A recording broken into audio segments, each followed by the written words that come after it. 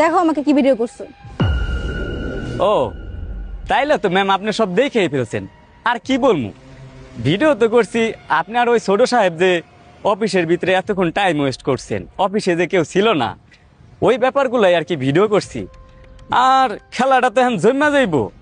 এই ভিডিওটা যদি বড় সাহেবের কাছে যায়, মানে আপনার হাজবেন্ড, অফিসের মালিক, তাহলে তো খেলাটা করা করে জমবো, তাই না ম্যাম?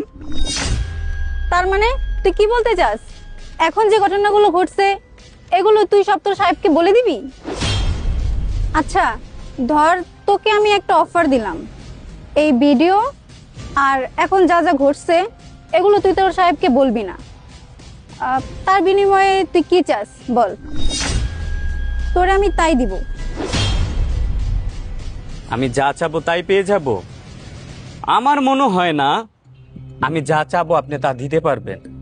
আর আপনি যদি তা দিতে পারেন, আপনি যদি বলেন এই ভিডিও কেটে দিতে, আমি কেটে দিব।